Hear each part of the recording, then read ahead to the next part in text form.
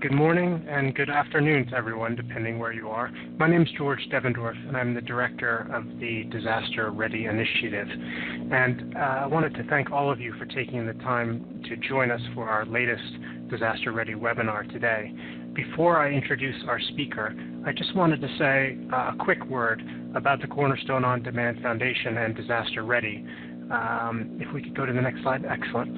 I think many of you are already familiar with both Cornerstone and Disaster Ready, but those of you who are not, I just wanted to draw your attention to the slide you're looking at now and the goal of this initiative, which is to leverage the expertise and know-how around staff development and staff and human resource management that the Cornerstone Corporation and Foundation brings to help NGOs around the world to do a better job of building, developing, and managing their human resources. And through Disaster Ready, we are presenting cutting-edge e-learning and other resources through a free online portal. I hope many of you have already had a chance to explore that portal, but if you haven't, please feel free to do so at disasterready.org. Can we go to the next slide? The advisory group, which Cornerstone formed to help with the development of Disaster Ready, includes the groups you see here. I think we have representatives from many of these agencies on the line with us today. I'm happy to say that World Vision International has also recently joined, although we've not updated this slide yet.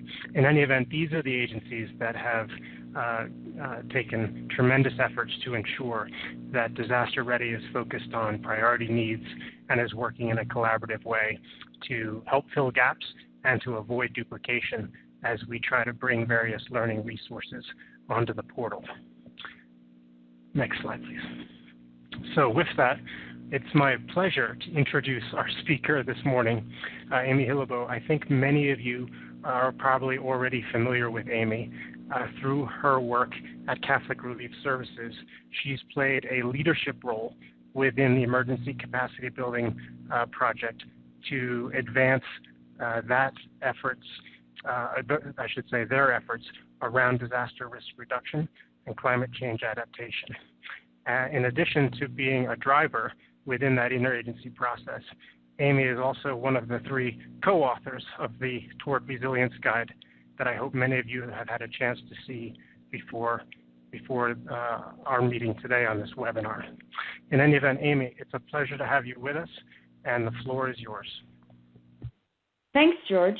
Thanks so much to everybody for giving me the opportunity to acquaint you a bit with the Toward Resilience Guide.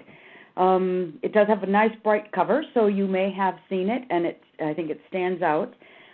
This is what the cover looks like. Next slide, please. So today I will take some time to tell you a bit about some background information. Many of you probably already have this information, but it's central to how the guide was developed and why the guide was developed in the manner in which it was through a very participatory process. So it's the Hyogo framework is very much central to the guide. Then I'll tell you a bit about the ECV project for those of you who may not be familiar, the process to develop the guide, and then information about the guide, the 10 principles that run throughout, and the contents, the features, and the annexes. And then we will have some time for Q&A. Next slide, please. The Hyogo Framework for Action is it's the first plan to explain, describe, and lay out the detail for sectors and actors to reduce disaster losses. There are 5 priorities for action from 2005 to 2015, the time frame for the framework. And that's to ensure that disaster risk reduction is a priority at local and national levels, and that it's strongly integrated in institutions. That we identify, assess, and monitor disaster risks and enhance early warning systems to move people out of harm's way. That we use local knowledge and we tap into innovation and education to build a total culture of safety and resilience.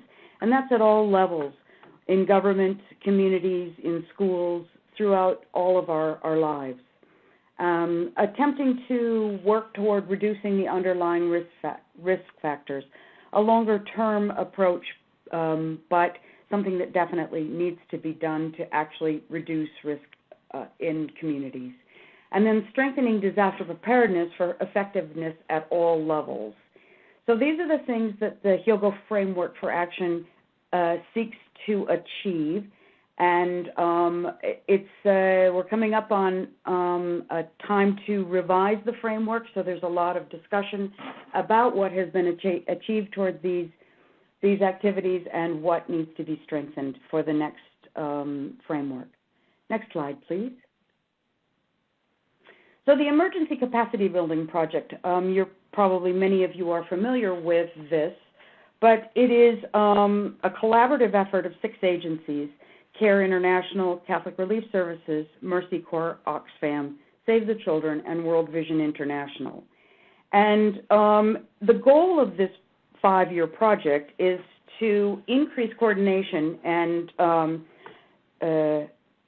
among the humanitarian and development communities, and to improve the quality, speed, and effectiveness within our work. We have 3 areas of focus, and that's to build staff capacity, to strengthen disaster risk reduction, and to strengthen our accountability and impact measurements. This is all the focus of this 5-year project. Next slide, please. So within the project, it's being implemented in 5 country consortia. Oxfam is leading the project in Bolivia, Save the Children in Bangladesh, CRS in Indonesia, CARE in Niger, and World Vision is working with the Horn of Africa and coordinating activities through the Nairobi office, but activities in Ethiopia, Kenya, Somalia, and Uganda. Next slide, please.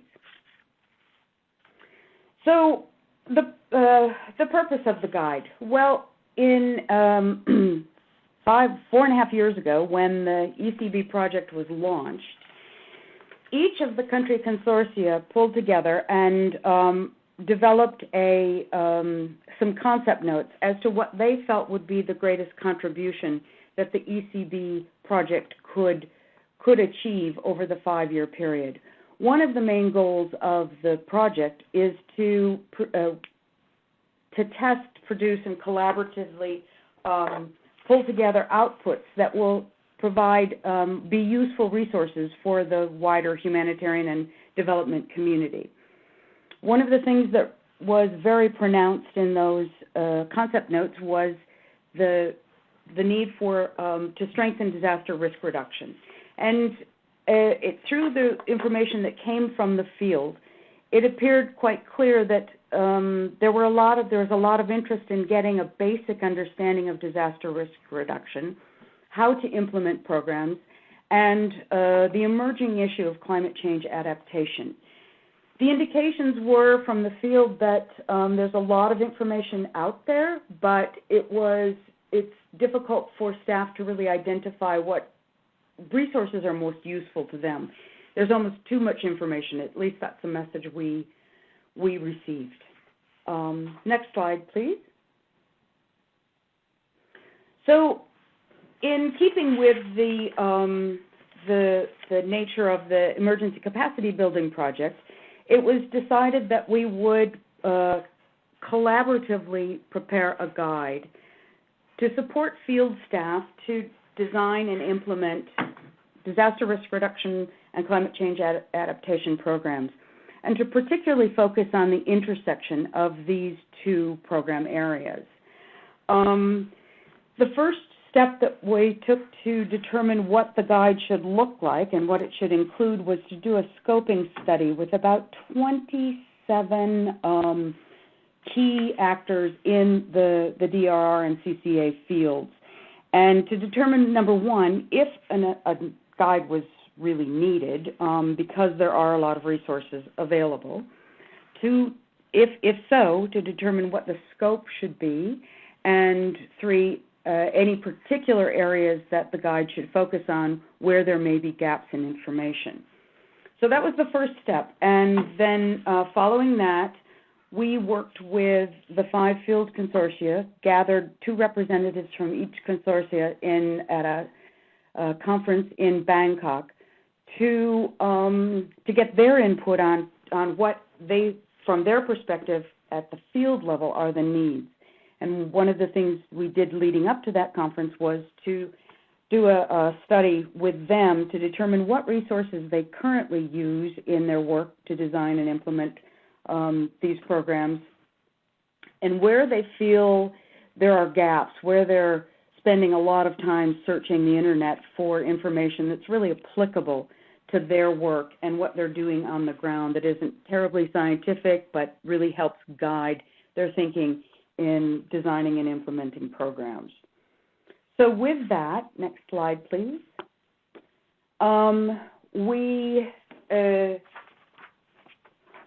We determined the target audience, and this is tricky because each agency has different names, different titles for the people in working staff in the field programs, but generally targeting humanitarian and development fields. It was very important to get the development side in the discussion because many of the DRR perspectives and the DRR people are situated or were formerly situated in humanitarian departments, recognizing that we really do need to get this kind of programming much stronger in development programs. We definitely wanted to focus on field practitioners with practical language and practical information that they would find most useful, mid-level project managers, but also headquarters staff for their own interests, but people developing proposals, meeting with donors, advocacy purposes, etc. So that was the target audience that we defined and that we wanted to be sure that we were using the right language and the right pitch for the contents of the guide. We wanted to also make sure that the language was appropriate for translations, knowing that a previous document prepared by the Emergency Capacity Building Project, the Good Enough Guide, has now been translated into maybe, 10 languages because of its usefulness. So we wanted to be sure that we were developing a product that could be easily translated and easily used by staff that aren't necessarily versed in the technical language of DRR and CCA. In addition to the field practitioners and the ECB DRR advisors contributing to the guide, we had the 2 consultants, the 2 authors, Marlies Turnbull and Charlotte Sterrett. We had a team of external editorial committee bringing levels of expertise to the review process from academics and scientific backgrounds. And then we also had a number of special additional advisors that we included as the guide unfolded, because through the process we did find that there was more information we needed on land use management, for example, and we needed somebody with real expertise in that to help review that section and help develop it so that it was most up to date.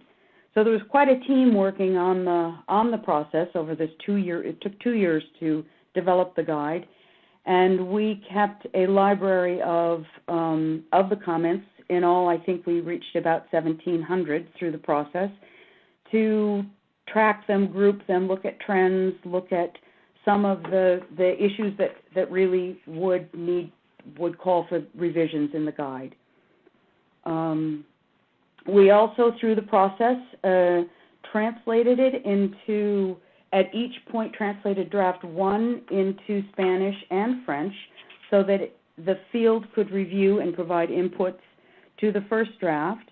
Then we revised it,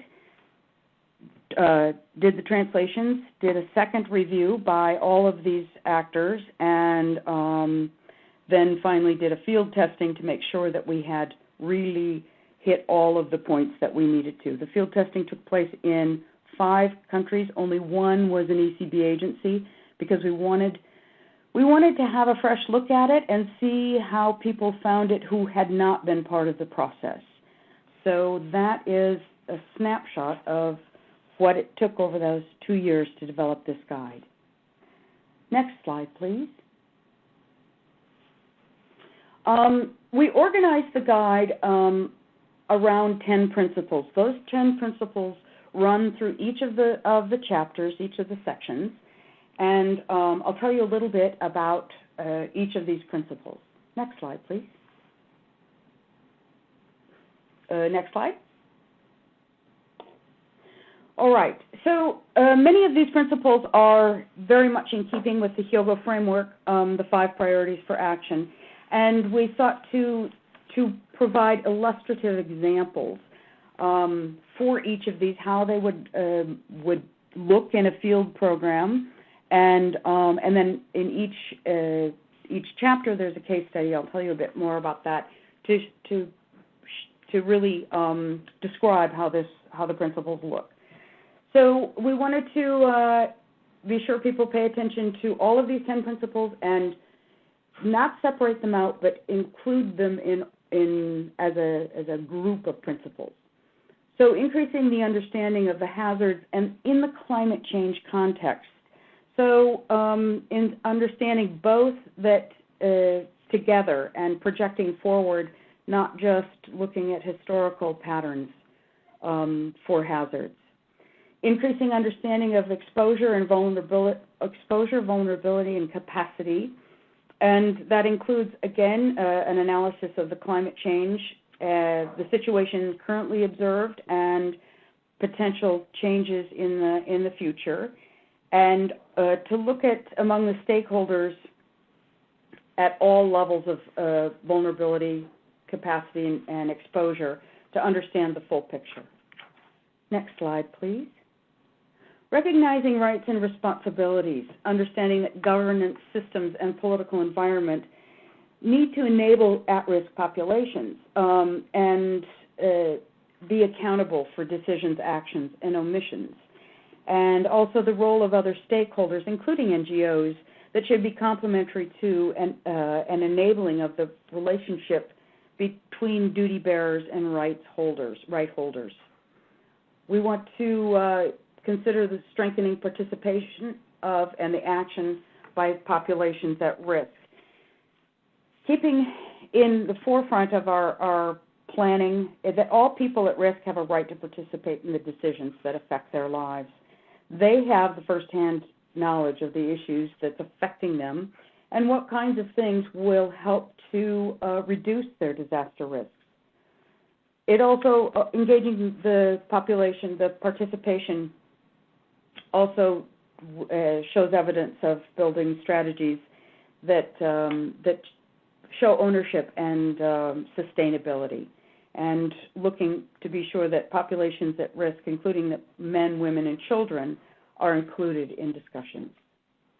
Next slide, please. Promoting systemic engagement and change. The goal of multi-sectoral and multi-stakeholder engagement should be to make disaster risk reduction and climate change adaptation central to development planning, so that it really is, this is the getting it into planning and longer-term programming perspectives.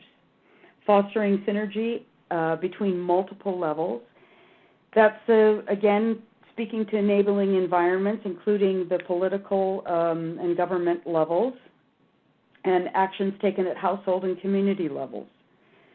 Drawing on and building diverse sources of knowledge. This is an analysis of disaster and climate risk should seek to complement local and traditional knowledge, and also to include scientific and research information as applicable. Next slide, please. Instilling flexibility and responsiveness. This is really key to so much of our work, because we may be doing, the activities may be interrupted and changed by an event, and we have to be ready to make a change and respond to the situation and accommodate new inputs. Addressing different timescales, analysis strategies and programs need to address current identified risks and also future scenarios. And then finally, do no harm. Processes to define strategies and programs to build resilience should incorporate an assessment of potential negative impacts, and including contributions to conflicts and effects on environment. In cases where potential harm is identified, measured to substantially reduce or remove these issues, these possible problems, should be built into the strategy and the program design. Next slide, please. Okay, so that's the background on how the guide was developed and the foundation of the guide through the 10 principles. So what's in the guide? It's an introductory information, though I think it's useful also for people who have a background on disaster risk reduction and climate change adaptation. But keep in mind that it is a guide. It's not a how-to step-by-step manual. So it does provide some practice guidelines and in different sectors and contexts and key groups to focus on, and also a section on the project management cycle. There are 17 case studies in the guide and 154 links to useful tools and resources. It also contains a glossary as well as an index. Next slide, please. So here's a snapshot of the contents. Again, the content of the guide was determined by the ECB field staff. It just went away. By the ECB staff at the summit meeting, and then revised through the various review processes. So these are the areas that they chose as most important for their work. These are the things that they find are part of the project design and implementation that they do. So it's an basic understanding of DRR and CCA. The key groups they selected were children, women and men, high-risk groups, and then a checklist for participation of these key groups. The program cycle management, and that's analysis, design, and implementation. The key sectors selected for the guide were food security, livelihoods, natural resource management, WASH, education, health, and protection. And then the contexts that we wanted to look at: conflict, early warning, early recovery from a humanitarian crisis, urban settings, and slow onset disasters. Next slide, please. This is an example of the principles and how they look in each section. This is just to where we laid out on the left-hand column the principles themselves, and then what you might do to uphold these principles for each of the sectors in the guide. Next slide, please. We provided good practice examples through case studies and frequently asked questions, and also some examples of what you might include in programming. For example, in box 2.2, what you might do to ensure that you're upholding good practices in your project. Next slide, please. Then here's an example of one of the case studies. We tried to keep them concise, which was not easy. We wanted to have them illustrate the section that they're included in, and also to demonstrate the principles.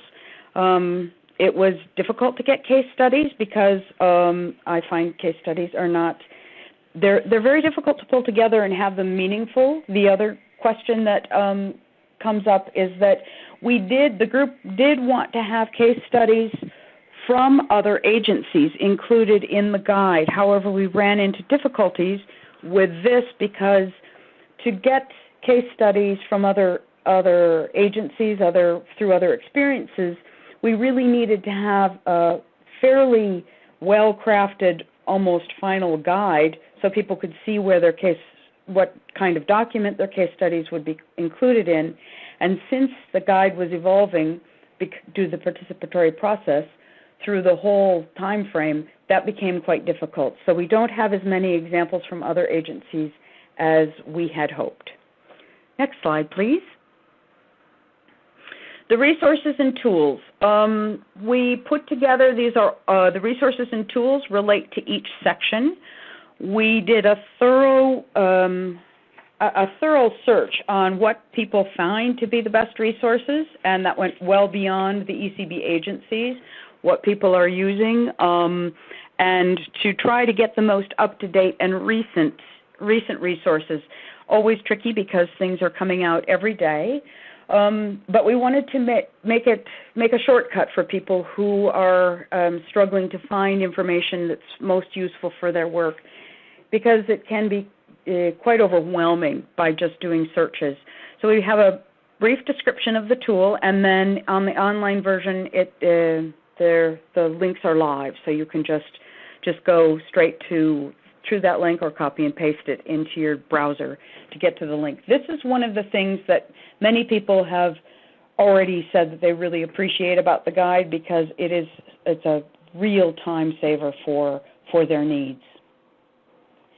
So that's what the guide looks like. Next slide, please. That's the end of the presentation. I'd be happy to take any questions. Amy, thank you so much. That was really excellent, and I'm glad to see that we'll have plenty of time for Q&A. Some of you have already submitted questions through the chat or the Q&A function, and I'd like to encourage anyone who has a question to go ahead and submit that as soon as you can. We have a number of questions queued up, so Amy, if you don't mind, I'm going to throw them at you. We've got more than 40 people on the line. The first question I want to get to is Jackie Miller's question, and that question was, in light of Tohoku and patterns of natural disasters in the U.S., for example, Katrina and Sandy, have you begun to consider an approach to responding to disasters in developed countries, especially around climate change and high-risk groups? Thank you for that question. Because this particular guide at this point in time is the agencies that were working on developing the guide and the representatives that were focused on the guide, particularly through the ECB project, are focused on developing countries. So that is the target for this particular guide. I think there are certainly some components of it that would be useful for other countries, for developed countries, but the intention for this particular guide was to focus on the countries in which the ECB agencies work, and primarily that's the developing countries.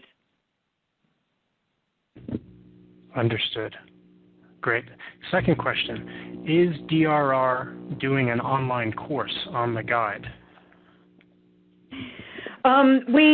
We had much discussion about this, and we did decide that we wanted to be sure to develop a guide that could be used without any kind of particular training, that you can pick it up and it will be helpful, that you don't need to be trained in its use.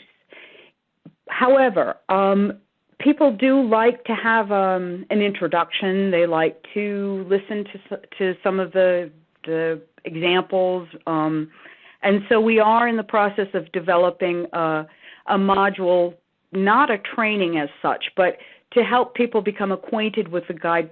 We haven't looked into the context or the format yet. We're really beginning the discussions on this, but it will be available to help people, just sort of an overview and maybe some of the key points, so that they can get excited about the guide and maybe have an introduction to it before they really start working with it. Thanks for that, Amy. And just let me add that, in fact, the Disaster Ready initiative is in consultation with a number of folks from the ECB around developing just that sort of an online, I'd say, complementary resource. But it's still early days there, and one of the things we really hope to do, and this ties in well with the question we just received, is we want to wait for a bit more feedback since the guide itself is quite new, as Amy said. We're going to want to see how people are using it, where questions tend to pop up, what sort of trends we see in terms of the feedback that comes back in. So with that, let me ask you that question, Amy. What sort of feedback, although it is early days, have you received on the guide already? We have received some feedback since the guide was actually published in January, and it's been pretty much disseminated throughout the ECB agencies and to other groups now. We've received feedback that people particularly seem to like it. They think it will be useful.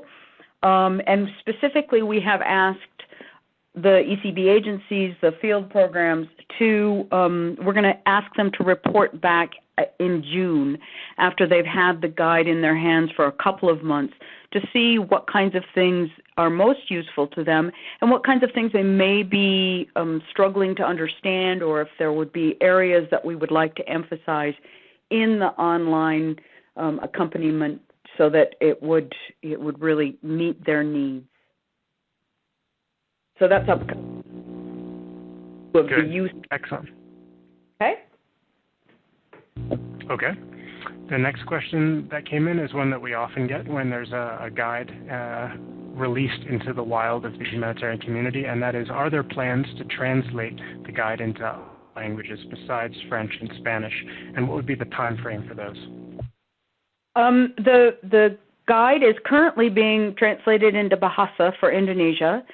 We expect that China, the Mercy Corps group in China, is moving forward to translate it into Chinese, and there are other discussions about translating into other languages. It's just sort of as with the Good Enough guide, it was a spontaneous. It wasn't a centrally managed process. It was on an as-needed basis, and what we did with that, when there was a request from a country to translate it, we helped to look for funding when it was needed. And one of the things we need to be careful of, but it wasn't a major issue with the Good Enough guide, is the quality of the translations, but working with the people in the countries to identify good translators and manage the quality. So I expect it will just evolve.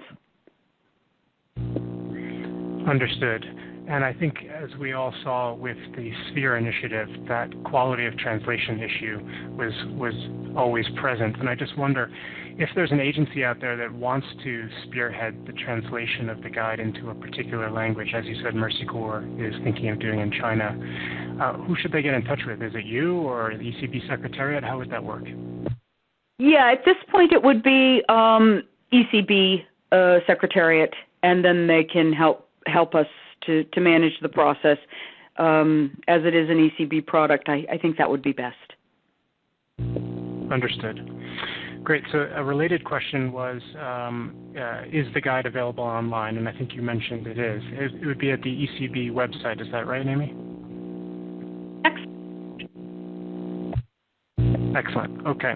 So you can go to it now, and that's because you can buy we have the information of where to purchase the hard copies in English, French, and Spanish, and then you can download it from the ECB website and several other websites as well. Great. Okay, here's our next question, and this is an interesting one. You noted that many of the staff working in DRR and CAA are not trained in those fields. I am a community vulnerability specialist interested in development planning, so my question is, are there institutional shifts on the horizon in recognition of the fact that DRR and CAA professionals offer a set of skills and knowledge that is required for successful development project execution? So both a question and I'd say a plug, but how do you feel about that, Amy? Is there a shift, institutional shift on the horizon that would bring greater recognition to the fact that these are discrete, important skills? That's a really good question. I think, just sort of, there are some courses, there are some ways to gain some training in DRR. I think climate change adaptation tends to have probably a stronger institutional shift in that it's a lot of, very often, natural resource management people, agriculture specialists who are looking at changing practices and seed varieties and some of those kind of adaptive practices. I think slowly, but it is not as as pronounced as I think it would be. It would be very interesting to see more institutional shift toward providing training opportunities that really help people to look at a disaster risk reduction perspective, to have a forward thinking in our development programs, to really plan and prepare for disasters. Understood. In fact, there's a related question we just got in that I think touches on this, and that is talking about how is the community's understanding, awareness, and appreciation for DRR and CAA practices, how is that evolving? And the question we got in was, what's the current state of awareness and support for DRR and CAA among donors, and then also amongst humanitarian agencies, but maybe focusing on donors first? Okay, there definitely is a lot of talk in terms of donor shift. I think European ECHO donors, the EU, they're probably a bit more forward-thinking than some of the U.S. donors, public donors, and in supporting DRR and CCA. We are continually faced with the difficulty of demonstrating, especially through numbers and through budget figures, what kind of savings we're finding, saving lives and dollars in recovery efforts through DRR interventions. And there are, some sort of attempts to demonstrate this in a number of ways. World Bank has done some work, and agencies have done some work on their own. But again, it's we're trying to demonstrate what didn't happen, and so that's a bit tricky. But I think there's sort of a general much stronger. I've been working as a DRR advisor for 6 years, and it's much stronger now than it was even 6 years ago. And it just is. It's sort of pretty clear that if we do prepare for disasters to mitigate the impacts, and it's going to be helpful. It's important. The climate change adaptation piece is getting much stronger as we're seeing changes in climate, the storm patterns and rainfall, everything that's impacting livelihoods and lives. And so it's definitely coming much more to the surface. And in development programs, it used to be much more, DRR used to sort of come about on the heels of a disaster, the building back better approach. But we are seeing much more in terms of support for preparing for disasters in disaster-prone areas. Okay, that was that. Yep. No, thank you for that. Next question. I think a lot of folks on the call know that ECB is at a bit of a transition moment in its existence. So the question is, what do you believe will happen post-ECB in terms of leadership within the community on DRR and CAA topics? That's an excellent question. The ECB project is meant to end in August 2013. And there is discussion about a next phase of ECB. This is actually the second phase. The first phase was 3.5 years. And just what that might look like, what level of donor interest there might be, that's still under discussion. From my perspective, the DRR advisors who worked on, those of us who worked on the guide, it was a very, we really worked very closely, and we have had discussions about what kinds of things we might want to work on after ECB. Nothing terribly concrete yet, but there is interest, and many of the U.S.-based advisors participate in the Interaction DR working group, and I think that's a good avenue for us to continue to share our experiences and move forward more collectively.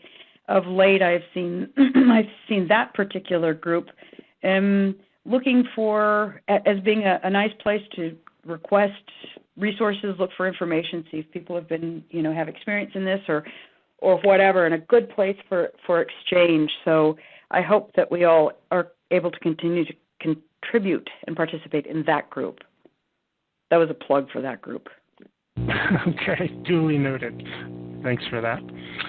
We've got 2 more questions. Again, if anyone on the call has a question they'd like to submit, now's a great time to do so, either through your chat function or the Q&A function on your screens. But the 2 questions we have queued up, I'll just throw you the first one now, and that is, what were some of the benefits and challenges of developing the guide through a participatory process? We actually did a lessons learned document about on the process, and the benefits noted were the people, the field staff particularly, from the ECB consortia, felt that it really enriched the process, that they learned through the process, and they felt that their contributions were definitely recognized in the book, and that we had a broader experience through that. There were things like, for example, the land use management question and some of the questions around that came up quite late in the review process, but and there were a number of things that came up quite late in the development of the guide. But we really felt they were important to incorporate or modify, and those involved in the process recognized that. They saw how their input really shaped the guide and really appreciated that. I think definitely the editorial committee brought a lot to the process and a lot of insights, and I think just working as a community to develop the guide, those were the kinds of things that were noted as very, very helpful and positive. The challenges were, I mean, you can just imagine how the review process, the 1,700 comments, the timing, and trying to make sure that the translations were done when the field had on their calendar to do the review, and to get the comments on time, and to try and get the comments in somewhat of a standardized way so that we could compare the information. And then when you get that many people involved, there are just a lot of things that come up that you didn't expect, and not very few conflicts. That was the group was really, I think everybody was so excited about the guide and so committed to it that there were only, the discussion about should it be in U.S. or U.K. English, those sorts of things. Some people took a pretty strong position on, but the management of it was challenging. But I think it was overall a very good experience. Great, thank you. I can only imagine what you and the management group must have had to go through. So we have another question up now, and that question is, Amy, can you comment on the decision to include the word resilience in the title, and how the global thinking on resilience influenced the creation of the guide, and or how resilience thinking is reflected in the guide? Okay, so initially we talked about this, the sort of draft title was The Practitioner's Guide to Disaster Risk Reduction and Climate Change Adaptation. And really through a combination of the development of the guide and where the text was sort of taking people in the design of DRR and CCA programs, and the increased discussions of resilience. And over the because of the length of time that the guide, well, actually it was, if you really want to start at the beginning, it was almost 4 years, but the main work on it over the 2-year period, resilience did come up, obviously has become quite a big word in our work world, and we did think that what we are looking at is building more resilient communities, working from a more comprehensive perspective than just reducing risks to disasters and climate change adaptation. That it would really capture more comprehensively what the guide is seeking to assist staff to accomplish with the communities they work with. So that's it. We put it up for discussion and votes and things among the key players, and that's what we came up with. That's what the one that people. Right. Understood. Hard to avoid that term these days, it seems. All right, so we've got, I believe, one last question, and that's actually great. We'll have this question, and then we'll wrap up. The last question, which is almost unavoidable, is: are funding patterns shifting in favor of DRR and CAA programming and approaches, or is this just being treated as the latest fad in relief and development? Well, I mean, it's not as much as we're not seeing as much of a shift as I would like to see. I think that with funding levels decreasing, it's slow to change. I don't know what other agencies are seeing. We're working to encourage an investment in DRR and CCA. We're seeing it with some donors and less with others. I think some private donors are maybe more inclined to take this on than public donors, maybe because of the different demands for their funding. There's no shortage of need, and there's definitely some more thinking along these lines, and hopefully a much greater increase in funding availability will follow. And as I said, compared to 6 years ago, it's better. Agreed. And I certainly hope, as do many folks, that the publication and the dissemination of this guide will help to move the needle a bit more in that direction as well. So with that, I'd like to bring us to a close. We've had some excellent questions. Thank you all for submitting those, and especially George? Amy, thank you. I'm sorry, go ahead. Before you do that, could I just, it looked like this photo is actually a climate change rally in Bangladesh. Could you go to the next slide? There's one final one. So this is where you can get the guide and download and hard copies. And I'd like to thank the donors, OFDA, ECHO, Gates Foundation, and Fidelity. And OFDA and ECHO, being very involved in this type of programming, have both expressed that they're happy with the guide. So I'm really happy about that. Understood. No, that's an excellent sign, and I think we're all looking forward to seeing the feedback that comes back in from practitioners and people in the field on the guide, and what it hits particularly well, and maybe where there's room for further work. That I'm sure that'll be very interesting for the ECB team as well. So, Amy, I was about to thank you and wrap up. Is there anything else you wanted to add? Nope, that's it. Okay. Well, Amy, thank you seriously for taking the time to meet with us today and to presenting this resource in greater detail. I very much appreciate you doing that. Thank you to all of you who have attended today. And I just want to mention that a recording of this session, for those of you who might want to listen again or would like to share it with colleagues who couldn't be with us today, will be available on the DisasterReady.org portal in about 2 days' time. So by the end of the day, Thursday, you should find it up on the welcome page of DisasterReady.org.